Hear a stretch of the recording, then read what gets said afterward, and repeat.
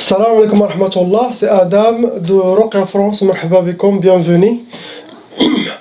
Aujourd'hui, Inch'Allah, cette vidéo, ça sera pour répondre aux questions des gens dans le domaine de la Ruqya. À propos, la Ruqya et le domaine de la Ruqya, Inch'Allah. Donc, il y a des gens qui posent comment est-ce possible que le Raqi peut libérer quelqu'un de ses sorcelleries de djinn à distance, par téléphone ou ruqya à distance. Il y a beaucoup de gens qui sont sceptiques dans ce sujet-là. Et sachez que Allah subhanahu wa ta'ala, comme il a mentionné dans le Coran al-Karim, وَلَقَدْ كَرَّمْنَا بَنِي Adam, on a le verset qui dit on a honoré les fils d'Adam. Allah subhanahu wa ta'ala, il ne nous a pas laissé des jouets ou des marionnettes dans la main de shaitan ou les shayatins humains et djinn ou les sorciers djinn ou humains. Allah, il nous a honorés plus que toutes les autres créatures. Subhanallah. Donc, chaque maladie, il a son remède. Comment enlever cette maladie? Impossible que Allah il met une épreuve, une maladie, et il ne mettra pas la solution ou le remède. Car Allah il nous a honorés. Donc, posez-vous la question, comment est-ce possible que les sorciers, shayatins, ils peuvent vous atteindre par leur sorcellerie à distance? Ils vous bloquent, ils créent des maladies, leur djinn, la sorcellerie haqq, as-sihr haqq wal ayn haqq, par la sorcellerie satanique, à distance. Ils n'ont même pas besoin de vous appeler, ni de vous dire, viens, ouvre ta bouche, on te donne la sorcellerie, ou viens, marche ici, piétine cette sorcellerie, ou donnez-nous un peu de votre cheveux, on va te faire... Non, tout se fait à distance. Donc eux, ils peuvent vous atteindre à distance et vous bloquer, vous détruire à distance. D'après vous, vous êtes incroyants, musulmans. Il n'y a pas une méthode comment enlever leur sorcellerie aussi à distance. Car s'il n'y a pas de solution, c'est comme Allah il nous a créés pour nous torturer, astaghfirullah, hasha, non. Donc, il y a les gens d'Allah qui peuvent enlever la sorcellerie à distance qui a été faite par des pactes sataniques, des sacrifices sataniques, des versets sataniques. Il peut, un raqi compétent, un cheikh compétent qui a la clé d'Allah subhanahu wa ta'ala, tout ça vient d'Allah subhanahu wa ta'ala avec la grâce d'Allah. Il peut vous libérer aussi de l'emprise de shayatins qui sont envoyés avec votre sorcellerie et de vous purifier, de vous nettoyer aussi à distance par des versets coraniques, par le Coran, par les paroles d'Allah, an bu'd, à distance. Allah il a facilité les choses, mais les gens les compliquent. Ils vous disent, moi je ne crois pas la ruqya à distance. Je ne crois pas ruqya par téléphone. Il faut qu'il soit sur place. Et quand vous le dites, qu'est-ce que vous avez? Il dit, j'ai de la sorcellerie. Qui t'a fait de la sorcellerie? Même lui, il ne connaît pas. Il dit, bah, c'est le sorcier. Et s'il vous raconte sa vie, il va vous dire, il y a des blocages, et c'est vrai, il a des blocages, ça veut dire, il a de la sorcellerie. Et lui, il reconnaît que les sorciers ont fait la sorcellerie à distance. Il donne plus de pouvoir aux shaytans et aux sorciers Il ne donne pas le haqq au raqi qui le dit oui, je peux t'enlever ça avec la grâce d'Allah à distance. Il dit non. Mais lui, il avoue lui-même qu'il a été ensorcelé à distance. Subhanallah. Allah il a facilité les choses, mais les gens les compliquent.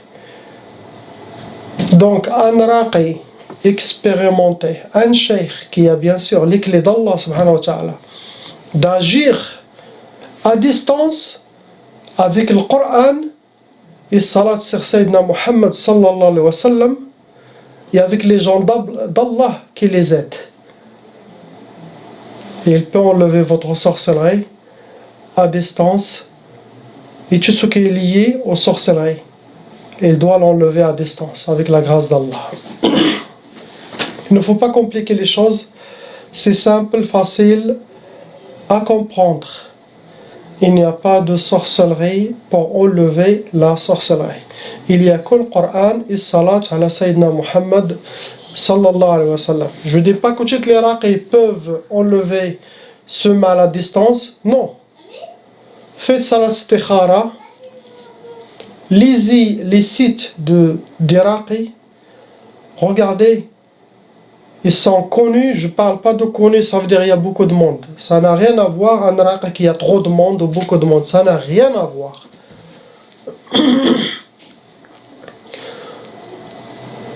Si son travail il a le baraka, et si Allah subhanahu wa ta'ala il libère les gens chez lui, donc dirigez-vous vers lui. Celui qui veut me contacter, marhaba bih, bienvenue. Celui qui veut voir un autre, bienvenue, alhamdulillah. Il y a la baraka chez chacun, et chacun ses capacités. Alhamdulillah. Deuxième question.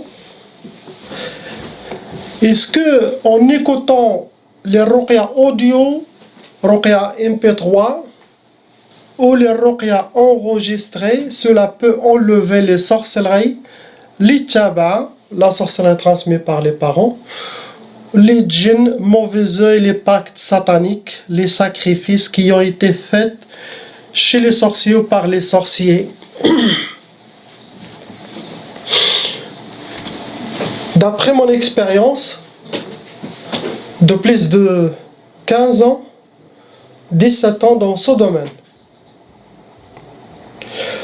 je ne peux pas confirmer, car ça n'a jamais été prouvé que écouter la ruqya ou l'MP3, ça enlève la sorcellerie et ça enlève les pactes, les mauvais œils, tchab'a ou les djinns shayatin.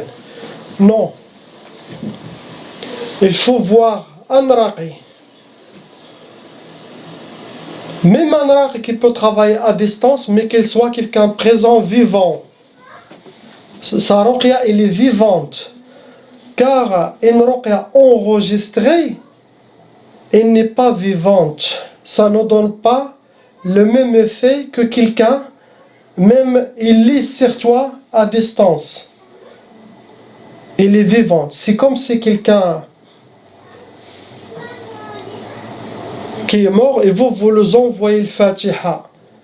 Vous êtes vivant, vous lisez cette Fatiha, même s'il est dans l'autre monde, le monde de l'Barzakh, entre la vie et le jour du jugement.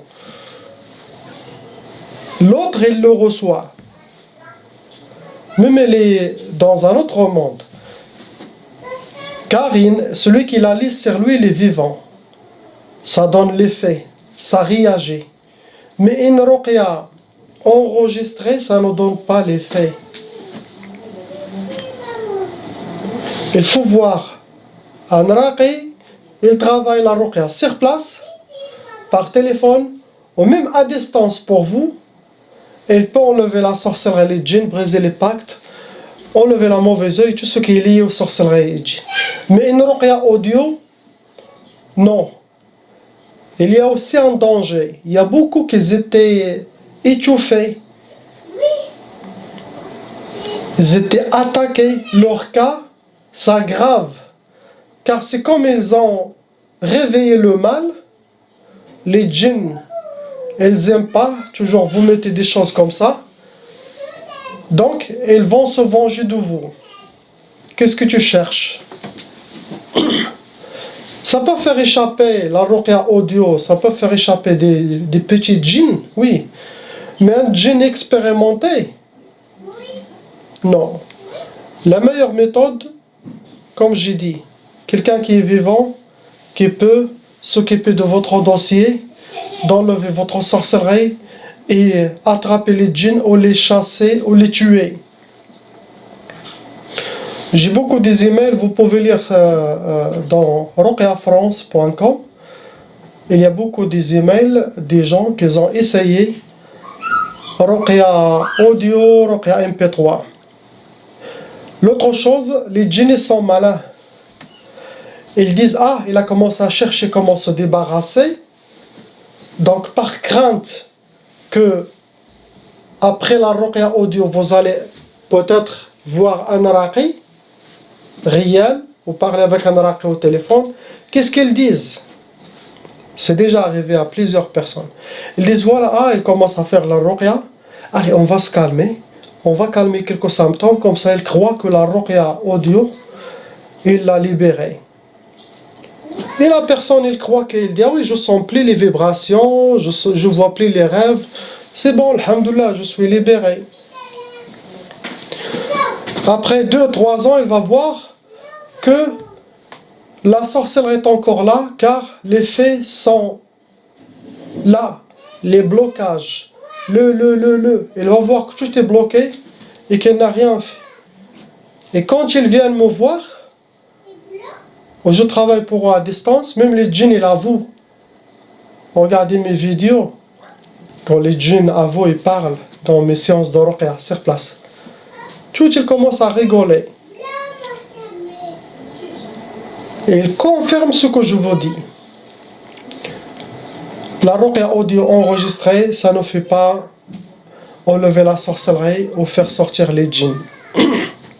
Ici à la question et pour les résultats de mon travail, c'est pas moi qui va vous répondre, donc je laisse mes patients qui vous répondent. Vous avez plus que 1100 témoignages des gens qui sont libérés avec la grâce d'Allah, avec la ruqya, le Coran, salat sur Sayyidina Muhammad sallallahu alayhi wa sallam. Donc tout le monde ils étaient contents. Allez voir et lire. Il faut savoir, alhamdoulilah, même si vous faites la recherche dans tous les sites de ruqya qui sont dans le domaine de la ruqya au monde entier, alhamdoulilah, vous n'allez pas voir 1100 témoignages. Le maximum, vous pouvez avoir 60 témoignages, 65 jusqu'à 100. Mais 1100 témoignages jusqu'à maintenant, c'est un record. Vérifiez, lisez et vous me tenez au courant. Alhamdulillah. Ici, comment faites-vous pour les cas de sorcellerie répétitifs en série? Ça veut dire les gens qui ont de la sorcellerie, que leurs ennemis refont chaque 2 mois, chaque 3 mois, chaque semaine, sorcellerie répétitive. Donc pour les gens qui ont de la sorcellerie qui se refait par leurs ennemis de temps en temps, la seule solution, car la ruqya, et je parle de ruqya France, la ruqya, ça enlève les sorcelleries du passé, les sorcelleries du présent, et leurs djinns qui sont venus avec cette sorcellerie. Mais s'il y a de la sorcellerie future, ce n'est pas dans ma main. Donc il faut revenir pour refaire vos ruqya, pour enlever les nouvelles sorcelleries. Il n'y a pas une autre solution. Il n'y a pas quelqu'un qui va vous dire je veux vous donner un gris-gris ou un talisman, tenez, et ne vous inquiétez pas, ou tenez cette bague, ou tenez cette protection, vous n'allez pas avoir de la sorcellerie. C'est des mensonges, je vous le dis, ça n'existe pas. Si ça existe, Allah est témoin, je vous le dis, mais ça n'existe pas. Donc pour ces gens, ils doivent venir et faire des autres sciences pour enlever les nouvelles sorcelleries. Des fois, il y a pas tous les sorciers experts, les shayatins, ils peuvent préparer plusieurs sorcelleries à la fois. Quand vous allez voir un raqi, vous enlevez les deux sorcelleries, immédiatement les autres ils s'activent. Et leurs djinns, ils dorment avec la sorcellerie qui sont déjà préparées. Automatiquement, ils viennent à vous. C'est comme si vous n'avez rien fait. Cela, ça existe. Et ça, avec la grâce d'Allah, alhamdoulilah, je connais ce genre de sorcellerie. Si je vois ça, j'enlève tout avec le Coran et salat ala Sayyidina Rasulullah sallallahu alayhi wa sallam. Et je ne demande pas aux patients de refaire ou quelque chose, non. Ce que je trouve au moment, je peux, avec la grâce d'Allah, l'enlever. Je parle ici, les sorcelleries refaites, ça veut dire que quelqu'un il est allé voir un sorcier, il a refait, ça oui. Mais les sorcelleries préparées, alhamdoulilah, chez Ruqya France, ça s'enlève. Je ne dis pas chez tout le monde, il y en a qui connaissent, il y en a qui ne connaissent pas. Ça, avec le temps, ce sont des clés d'Allah pour connaître s'il y a de la sorcellerie préparée ou pas. Ici, j'ai mon mari qui n'accepte pas les ruqya. Et je sais bien qu'il est touché par les sorcelleries et les djinns, mais il pense que tout va bien pour lui et n'accepte pas de faire la ruqya. Que dois-je faire? Donc, sachez, ma soeur, que mon frère aussi, ça peut arriver que des sœurs qui n'acceptent pas de se faire soigner. La ruqya se fait avec l'accord ou sans l'accord du patient. Donc vous pouvez me contacter, enlever leur sorcellerie djinn à distance, pas besoin même de parler avec lui. Car c'est pour la cause, elle est bonne, c'est pour le purifier. Pour purifier quelqu'un, s'il accepte, alhamdoulilah, s'il n'accepte pas, vous ne pouvez rien faire que travailler à distance. Donc c'est pour ça que la ruqya à distance, alhamdoulilah, c'est bien pour des gens comme ça. Ici, est-ce que tous les gens qui ont les djinns et sorcellerie se manifestent et réagissent pendant les séances de ruqya par des crises, des cris, des tremblements, des vomissements? Non. Ce n'est pas toutes les gens qui ont de la sorcellerie et djinns réagissent. Donc, pour Ruqya France, chez moi, je peux vous dire 80% des gens, les patients, quand ils me regardent, quand ils me regardent, la majorité se manifeste. J'ai cette baraka. Mais ce n'est pas eux, c'est leur djinn. Quand ils me regardent, certains regardent mes yeux, ils comprennent très très bien, le message il est déjà passé, et là ils ont peur, ils commencent à se manifester, tomber par terre, comme vous voyez dans les vidéos. Dans la majorité de mes vidéos, les gens se manifestent. Et j'ai le reste, 10% ou 20% des gens, et ne se manifestent pas, malgré qu'ils sont atteints par la sorcellerie et les djinns. Des fois, ils ont des ifrit, pas des djinns comme les autres, pas des shayatin comme les autres, pas des marada shayatin comme les autres. Ils ont cette catégorie qui est forte, ce sont des ifrit. Il y a djinn, shaitan, marid, il y a ifrit. Après ça, il y a le rôle. Le rôle, c'est une autre catégorie de ifrit. Donc ces ifrit, ce sont experts dans les possessions et ne donnent pas de chance au raqi pour qu'ils reconnaissent, pour les reconnaître, ils mettent même des doutes dans le raqi, dans le patient, peut-être qu'il n'y a rien du tout, et ils sont toujours là. Ceux-là, ils meurent, mais ne réagissent pas. Ils restent devant toi. Vous lisez la ruqya, vous faites tout, ils restent comme ça. C'est comme ils s'étouffent. Ils se brûlent. Pour eux, ils disent, on meurt fi sabili shaitan, astaghfirullah, dans le chemin de shaitan. Mais pour eux, ils ne réagissent pas, ils ne veulent pas se montrer. Donc cela, j'appelle ça, ce sont des calours. Mais Pour la réponse, ce n'est pas tous ceux qui ont la sorcellerie, ils doivent vomir. Car il y a des raqis qui ne connaissent pas dans ce domaine. Pour lui, si vous ne réagissez pas, il vous dit, c'est bon, tu n'as rien dit tout, tu n'as que la mauvaise œil. Et non, ce n'est pas bien. Car parmi les patients, j'ai un patient, il y a plein, qui est allé voir un imam de la mosquée et lui a dit, mon frère, voilà, cheikh, je souffre, j'ai des blocages, ça ne marche pas dans mon couple, mon travail aussi, je pense que j'ai de la sorcellerie, djinn, si vous pouvez me faire de la ruqya. Et le imam, il n'est pas raqi, et, astaghfirullah, il y en a des imams qui ont leur ego très fort, ils croient que, comme ils savent lire le Coran, ils peuvent libérer tout le monde, mais non. Raqi, imam, imam. Le imam n'est pas raqi n'est pas imam. Sauf si on a un imam qui est vraiment raqi. Donc il lui a dit, assieds-toi, je vais lire. Il a laissé lui 2 heures ou 3 heures, je ne sais pas. Le gars, il n'a pas réagi. Donc il a dit, tu n'as rien dit, tu m'as fait perdre mon temps, tu n'as rien dit, tu as qu'un un peu le mauvais œil. Pour lui, c'est bon. Donc l'autre, elle est partie. 2 ans après, cette personne, elle est venue me voir.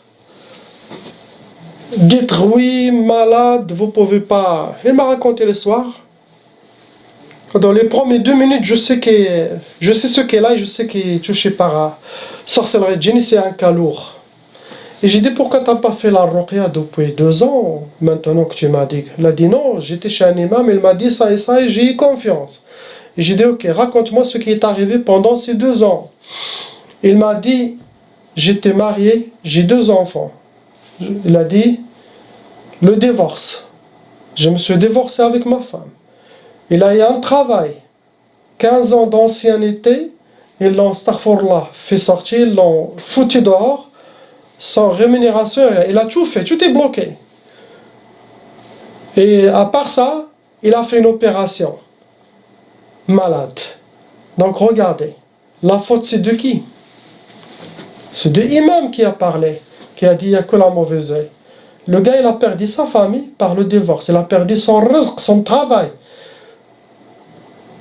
Et il est allé faire une opération. Tout ça, c'était que des djinns et des shayatin. Vous avez vu? La ruqya, ce n'est pas un jeu. Il y a des gens sincères qui n'ont pas encore d'expérience. Il faut dire Allahu A'lam. Il ne faut pas confirmer à 100% ce que non. Tu dis Allahu A'lam, je commence, je suis nouveau. Car, si vous le dites, tu n'as rien, et le gars, il tombe malade ou il se divorce, c'est toi qui vas être jugé. Donc c'est très sérieux, ce n'est pas un jeu. Donc voilà. Inch'Allah, passez le message, cette vidéo est très très importante. Ici, quand faire appel à un raqi, en cas de besoin, surtout, si vous êtes en vacances au bled, à votre retour, allez voir un raqi direct, car malheureusement, on est dans la fin des temps, il y a beaucoup de sorcellerie. Et plein de monde qui vont en vacances, peut-être les gens par jalousie, méchanceté, règlement de compte ou l'héritage ou ça, les gens ils font de la sorcellerie. Donc la majorité qui part au bled, je peux dire la majorité car c'est la vérité, ils reçoivent de la sorcellerie. Et ça veut dire pas qu'il ne faut pas aller au bled. Non, Shaitan sous nos pieds. On appartient à Allah et Sayyidina Muhammad sallallahu alayhi wa sallam. Mais faites la ruqya avant le retour du bled. Ce n'est pas tout le monde qui sont touchés par la sorcellerie djinn de ça, mais je dis qu'il y en a beaucoup qu'ils ont amené leur sorcellerie avec eux. Aussi, il y a des gens qui ne sont pas discrets. Il faut être discret. Quand on va au bled, il faut être discret, ne pas réveiller la jalousie des gens. Vous voyez? Donc, ça c'est la première chose. Déménagement, nouveau travail, un nouvel événement, mariage, surtout avant le mariage et après le mariage. الخطوبة, fiançailles, l'accouchement, ou que la femme aussi elle est enceinte, ce sont là les périodes, les événements où il y a beaucoup de sorcellerie. Sboua, vous voyez, quand la femme, quelqu'un elle amène sa femme du bled, ou la femme elle amène quelqu'un à son nom du bled, donc, et aussi à l'arrivée de l'été, et quand ça commence à faire beau. Donc les ennemis, ils demandent aux sorciers de refaire la sorcellerie pour pourrir les vacances ou la vie des gens. Donc toujours, quand vous voyez un changement radical dans votre vie, courez voir un raq et expérimentez. Ne laissez pas après 2-3 ans, jusqu'à que ça va, vous êtes en plein divorce, ou vous avez déjà divorcé, ou c'est déjà passé quelque chose de très grave dans la famille, après vous venez courir vers l'oracle et vous le dites urgent, urgent, urgent. Non, urgent, urgent, vous devez le faire avant, pas maintenant. Car il y a beaucoup de gens qui viennent dans la dernière minute. Et même les djinns, pendant la ruqa, ils rigolent, ils disent c'est bon, je peux sortir chez toi, tu peux me tuer, mais j'ai déjà fini ma mission. Combien d'années 16 ans. Toi, 2 ans, l'autre 10 ans. Après aussi, c'est la faute des gens. Je ne peux pas vous dire que ce n'est pas la faute des gens. Il faut connaître notre religion, il faut connaître les protections, il faut connaître les symptômes de la sorcellerie et les djinns. Vous pouvez les voir dans mon site. Quand vous voyez quelque chose de bizarre, directement allez voir l'oracle. Aussi, il y en a des sœurs, mashallah, des très belles sœurs, des très beaux garçons aussi, des hommes qui ne sont pas mariés. Et vous voyez que la sœur, il demande à ses propres familles, deux propositions de mariage qui n'ont pas abouti, ou 3 propositions de mariage que ça finit mal, ou possible, il n'y a personne qui vient me demander au mariage, il y a quelque chose de grave. Donc la famille, par amour, mais ce n'est pas par amour, car après ce n'est pas une sagesse. Elles veulent calmer la fille, dit non, t'inquiète pas, c'est rien du tout, c'est le maktoub. On connaît le maktoub, mais Allah subhanahu wa ta'ala, il a dit, c'est quand vous êtes malade, il faut aller voir un docteur. Quand vous avez besoin de manger, vous allez au supermarché aussi, vous n'allez pas dire le maktoub.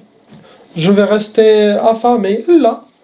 Je suis malade, je ne vais pas dire le maktoub, je ne vais pas voir le... Non, c'est comme ça, la ruqya aussi, c'est une sunna prophétique.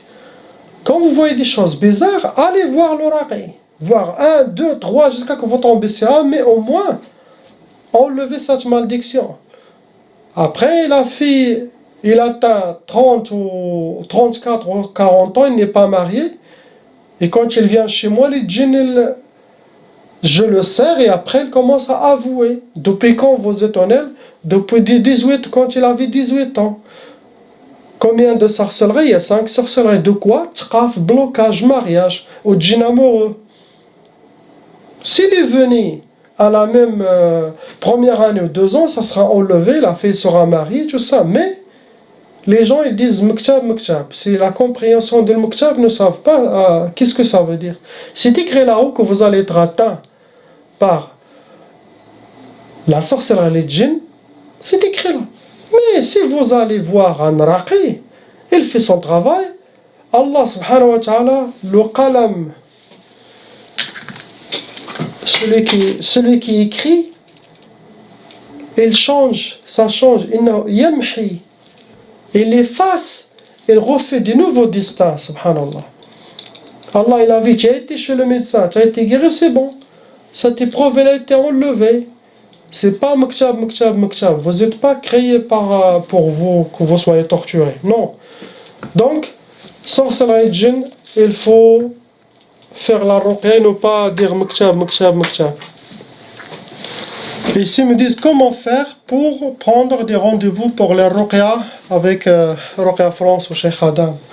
Donc, de mon côté, tous les rendez-vous se font uniquement par email. ruqyafrance@yahoo.fr.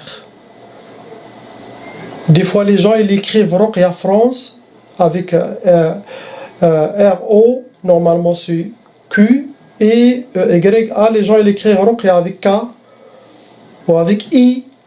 Après ils disent je vous ai envoyé plusieurs emails, tu ne me réponds pas. Oh cheikh, il ne répond pas. Non. Regardez mon email et écrivez. Pourquoi par téléphone je ne peux pas? Car ça fait déjà plusieurs années que je ne réponds plus au téléphone, car il y a beaucoup de monde et je ne peux pas porter les fardeaux, car quand les gens ils l'appellent, il y en a qui pleurent, il y en a qui souffrent, il y en a qui a des fardeaux trop lourds. Donc j'ai préféré que tout se passe par email. Écrivez brièvement et vous aurez le rendez-vous, vous aurez tout ce que le plus important pour moi, c'est savoir si le patient il est vraiment atteint par la sorcellerie et les djinns, et je ferai mon travail à 3000%. Car imaginez-vous, avant je réponds par téléphone, mais je peux rester 24 heures que par téléphone répondre, et après je fais pas de travail, après je suis très fatigué, après il y a trop de fardeau. C'est moi que je peux pas faire le... Donc j'ai préféré avoir un assistant qui répond par email et qu'il me passe.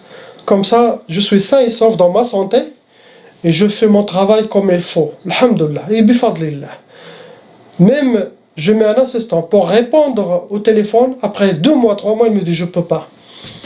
Car il est fini. Par les fardeaux, les appels des gens et la souffrance. Impossible. Et personne ne peut porter ces fardeaux. Impossible. C'est pour ça beaucoup de raqi, ils font que par email. Un débutant, il peut répondre.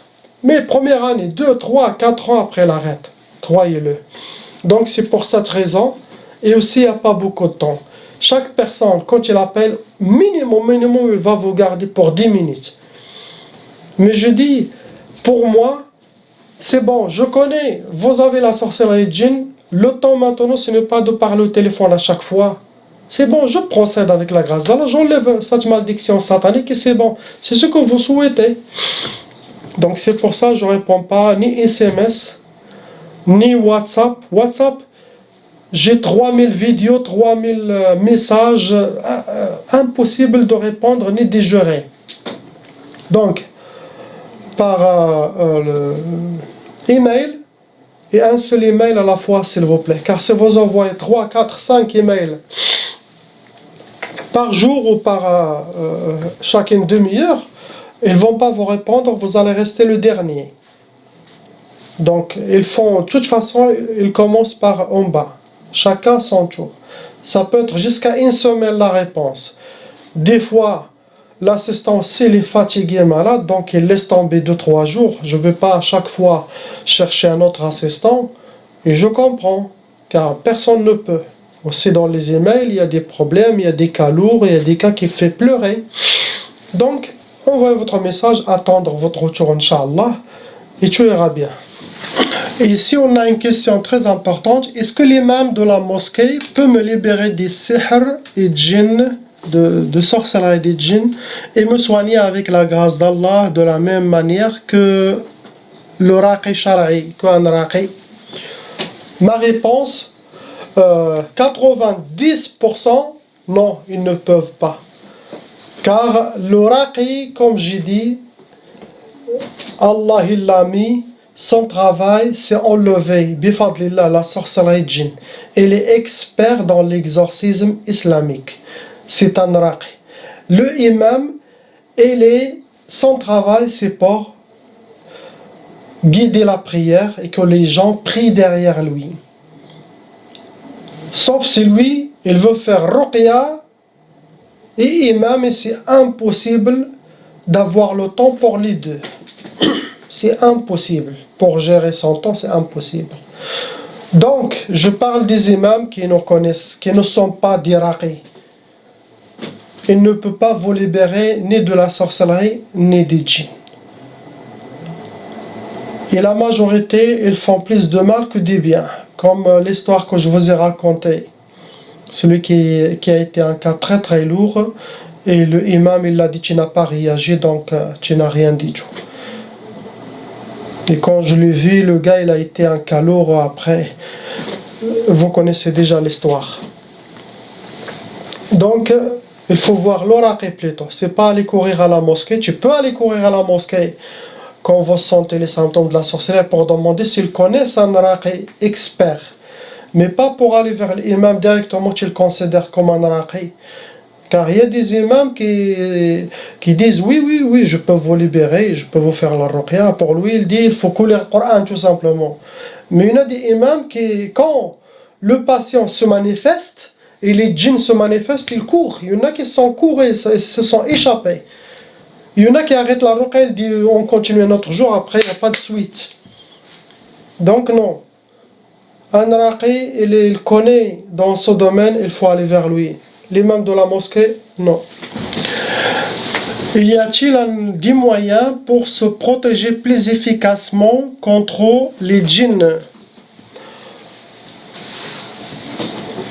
Oui, il y a plusieurs moyens. D'abord, première chose, vos prières, vos 5 prières.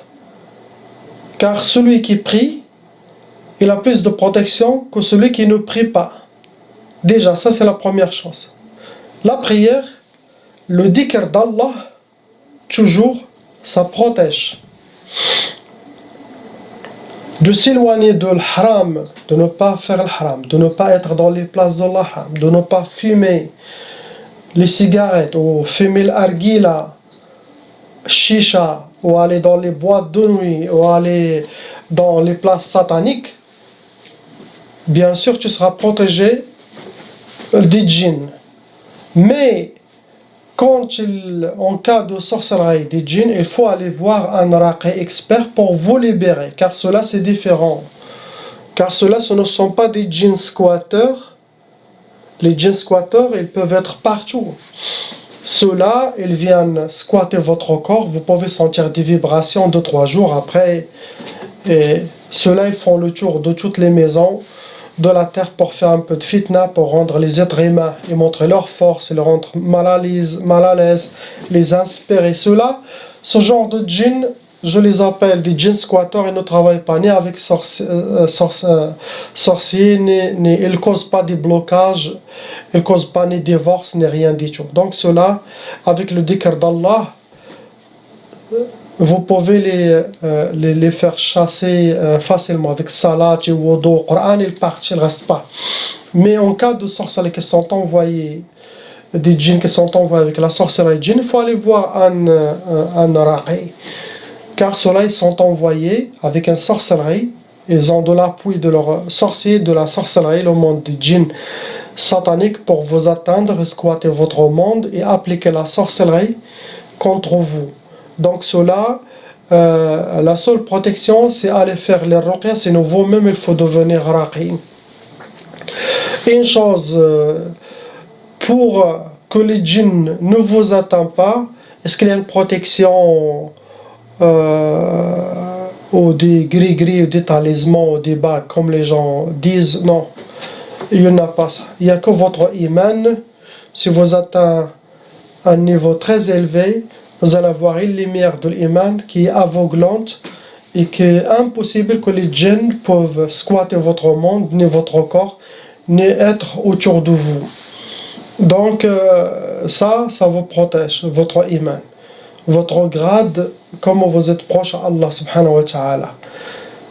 Sinon, celui qui ne veut pas voir ni djinn, ça veut dire qu'il faut que vous soyez protégé même par des djinns musulmans, des millions de djinns musulmans qui vous protègent, et ça existe. Il y a des gens qui ont des djinns musulmans avec eux qui les protègent de la sorcellerie des djinns.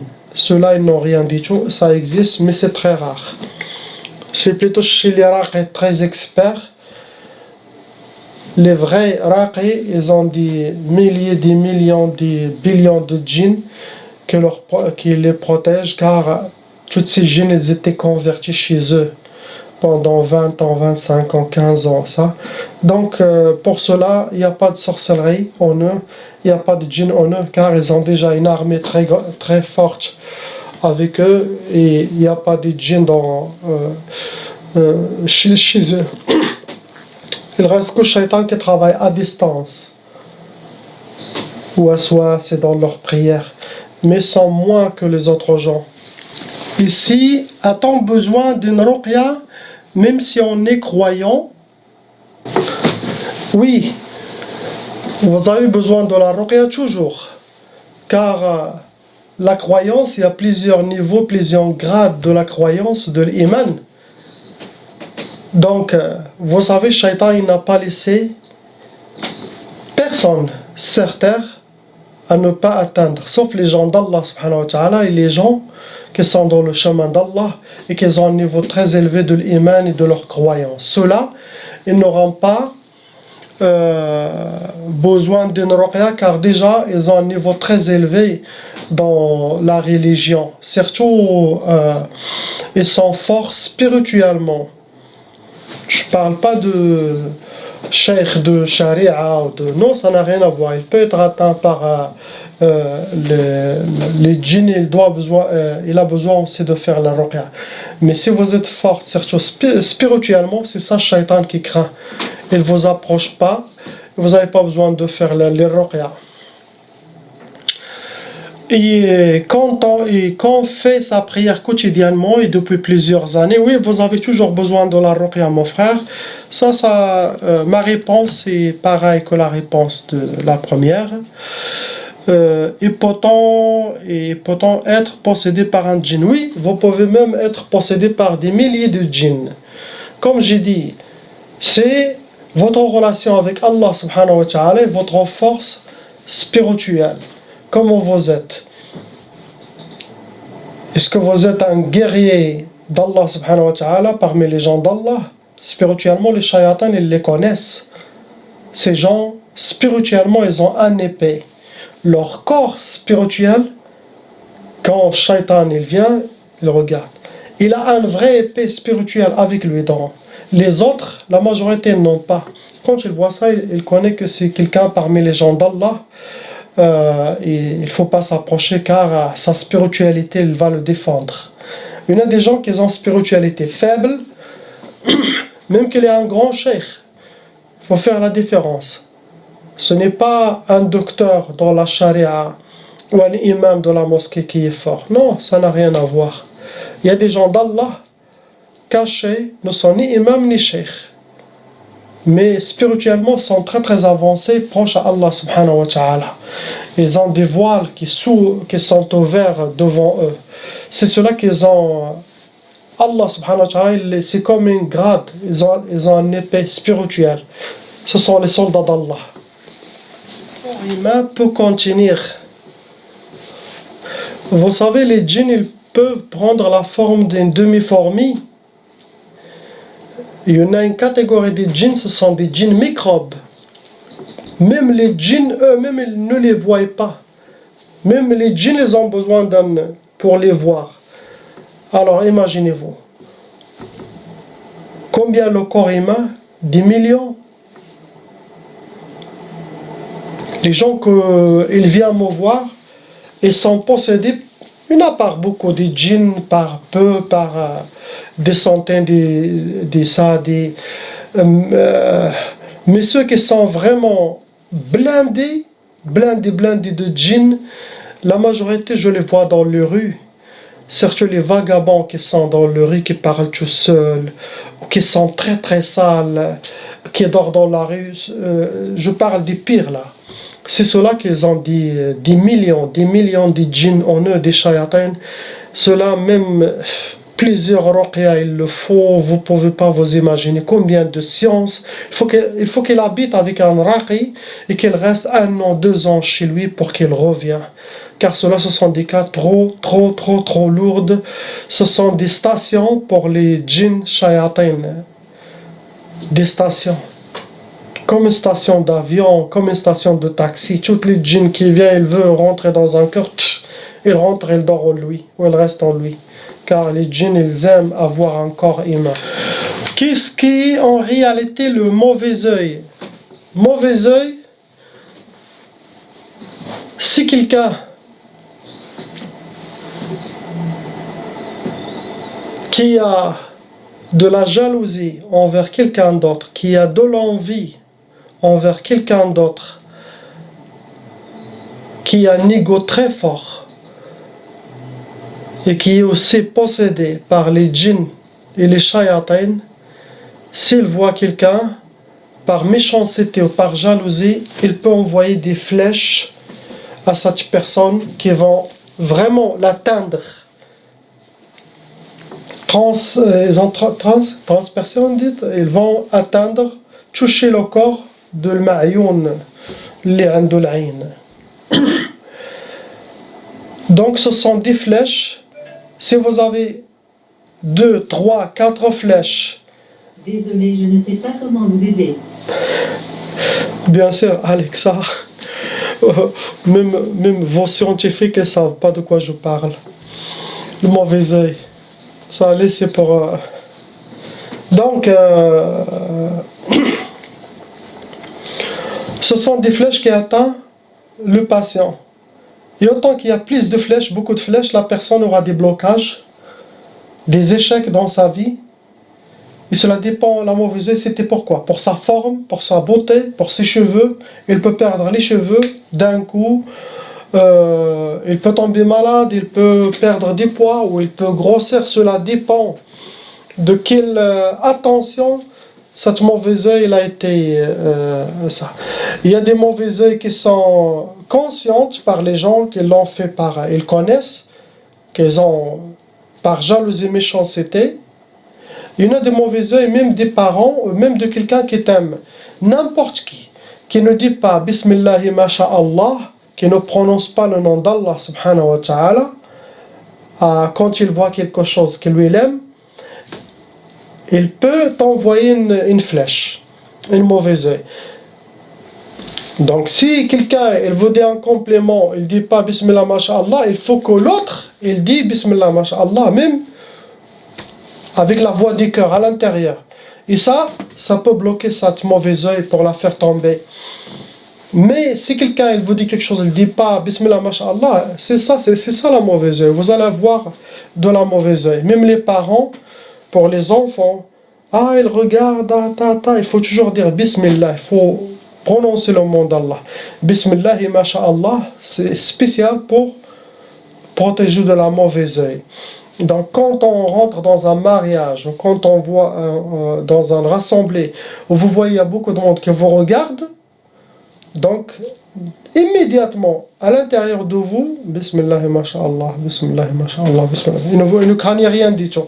Mais si vous ne dites rien du tout, et surtout les gens qui veulent être voyants et se montrer, ceux-là, ils cherchent que des ennuis. Ils vont être blindés de la mauvaise œil, et ça va attirer des échecs, sinon ça va attirer des shayatins en vous.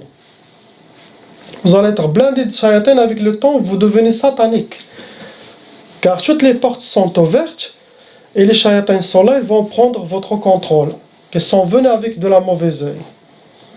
Il y en a une autre catégorie de mauvais œil, des gens qui sont sataniquement forts, leur cœur est noir. Ceux-là, quand leur mauvais œil, ce n'est pas une flèche, c'est une lance, ce genre de gens. Et quand ils lancent, ceux-là, ils vont finir. Tu tombes directement malade, les cheveux tombent directement. Donc c'est pour ça, il faut pas être, c'est bien d'être discret, pas trop voyant. Et toujours le dhikr d'Allah. Sans ça, la ilaha illallah, Muhammad Rasulullah, c'est très dangereux. Ici, c'est quoi le qarin? Le qarin, c'est notre shaitan qui est en nous. Il est précisément installé dans le cœur. Le cœur à gauche. C'est là sa place. Son travail, c'est quoi? C'est l'waswas. Les mauvaises inspirations. Quand vous recevez le message d'Allah subhanahu wa ta'ala, à travers les anges, il te dit ne fais pas ça. L'autre te dit fais ça, fais ça. C'est ça le waswas. قل أعوذ برب الناس ملك الناس إله الناس من شر الوسواس الخناس الذي يوسوس في صدور الناس من الجنة والناس. Quand Allah subhanahu wa ta'ala il a créé les êtres humains, il a mis dans le cœur chacun de nous un ange qui est dans le côté droit pour recevoir les 70 000 messages divins qui viennent d'Allah chaque 24 heures. On reçoit d'Allah subhanahu wa ta'ala 70 000 messages divins. On appelle ça en arabe al-ilham. Des fois on entend le prénom ilham pour femme, ilham, ilham, ilham. Même celle qui s'appelle ilham, il ne sait pas qu'est-ce que ça veut dire. Ilham, ça veut dire al-ilham al-rabbani. C'est le message divin qui vient des anges pour vous. 70 000 chaque jour, imaginez-vous. Tout ce qui se passe à l'intérieur de nous, même si tu es assis, tout ce qui se passe, il y a les anges qui travaillent en vous, subhanallah, pour vous guider vers le meilleur chemin, les bonnes pensées, les bonnes décisions, les bonnes portes spirituelles à franchir chaque jour pour vous élever vers Allah subhanahu wa ta'ala. Le waswas, il dit le contraire, toujours. Donc, l'ilham, chaque message, ça se répète 3 fois. Si vous ne suivez pas le message d'Allah, l'ilham, l'ange il arrête. Et Shaitan il continue. Non, fais.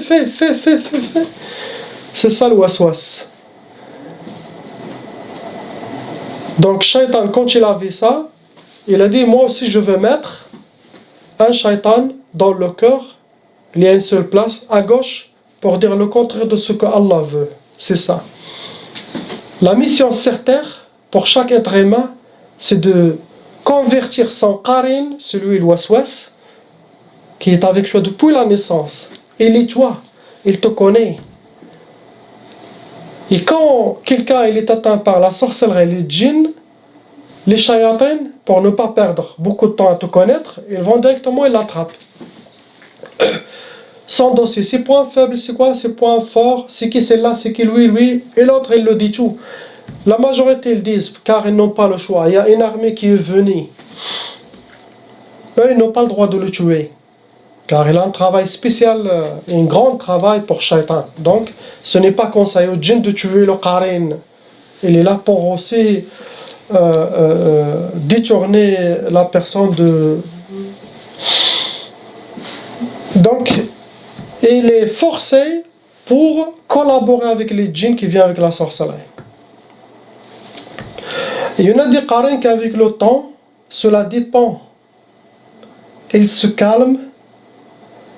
Subhanallah, ils ne font pas ce travail de l'ouaswasa comme avant. Ils deviennent un peu gentils. Ça arrive. Ce n'est pas tout, c'est très rare. Je vous dis une chose, une confession. J'ai mon qarin à moi, alhamdoulilah, qui est devenu musulman. Ça fait plus que 13, 14 ans. Alhamdoulilah. Elle m'aide beaucoup pendant mes ruqya, beaucoup de choses, ce que je reçois, les informations. Il y a 50% de son travail à lui. Et quand je vois quelqu'un, il me donne son dossier, il regarde, il contacte. Donc, il y a beaucoup de travail. Lui, il est devenu musulman. Mais avant de devenir musulman, il s'est calmé. Combien je peux vous dire? 30, 20 en arrière. Je peux vous dire 22 ans en arrière. Il s'est converti, ça fait,